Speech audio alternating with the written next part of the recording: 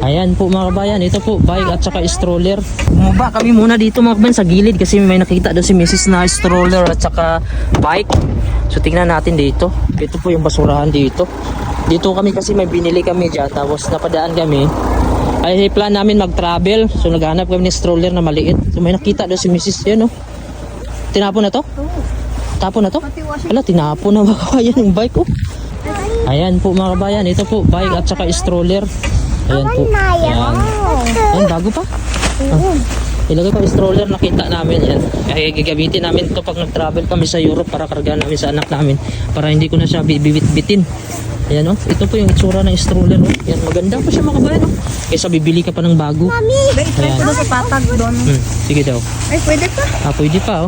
Ha? Okay pa? Okay pa. Okay pa. Gagana pa. Bike din dito mga kabayan. Ito po. Pero Mustang mura no. Yan, gusto ko siyang dalhin. Kasi kuha natin baka magamit pa to sa summer. Washing machine dito, may washing machine pa. Hindi na natin kunin itong bike kasi may bike naman kasi ako dun. At saka hindi din natin magagamit. Marami naman dito pag sa summer. Mga bahay na yung mga kabayan. Ito po. Ayan po yung mga may-ari dyan. O mayayaman yan. Ito po yung stroller. Yung dadali namin lang stroller.